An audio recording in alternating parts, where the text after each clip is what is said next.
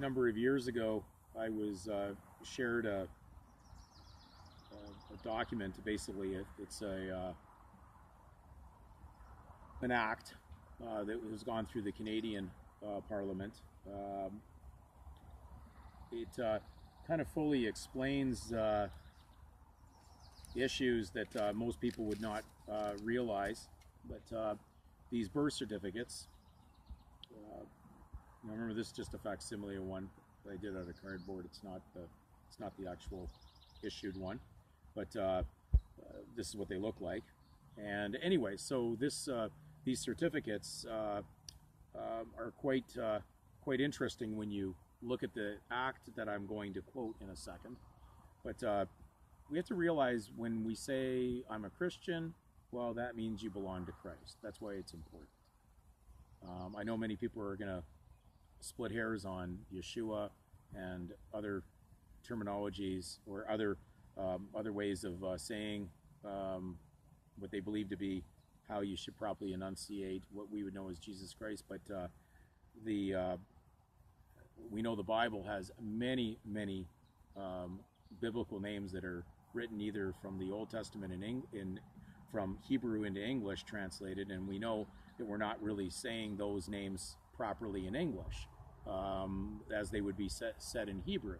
We're not speaking Hebrew, and the same thing when we're talking about the Christian Greek scriptures or the New Covenant scriptures that we would call the New Testament.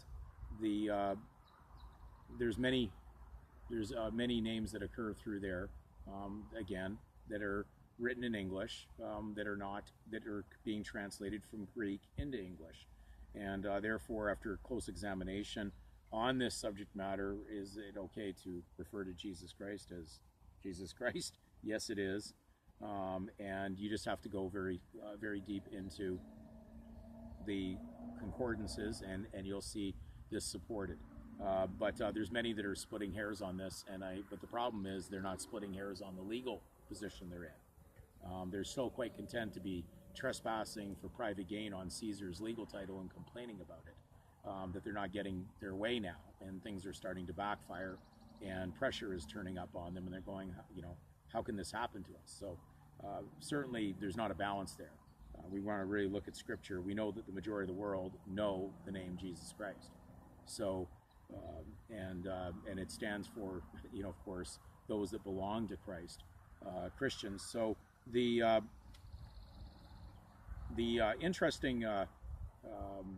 interesting thing about when we say the word Canadian or American, it means you belong to Canada if you say you're a Canadian.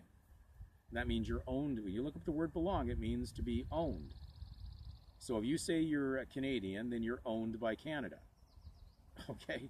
If you say you're an American, then you're owned by what is known as those that control someone who's an American. In Canada, they're quite bold and straightforward here. They have an act called the Canadian Ownership and Control Determination Act. And when you go through this document, you're going to do this on your own time. You can look it up. Again, it's the Canadian Ownership and Control Determination Act. RSC, Revised Statutes of Canada, 1985. And when you go through it, interestingly, they have male and female certificates at the very end of this act. And there's a rate schedule. Okay. There's basically so much obvious understanding that anybody who would be calling themselves a Canadian are owned by Canada, and certainly they would have an act to control that. So if you think that you are that, then you're unfortunately going to have a very sad position, because I've heard many Christians say that they're Canadians. In fact, I've even heard people say that because they're trying to interpret Romans 13 incorrectly, they'll say that they're Canadians first and Christians second because they have to be subject to Caesar. And so that's quite an interesting concept. But unfortunately, that's the position they've taken. So if you call yourselves a Canadian, then you're owned by Canada. Very simple.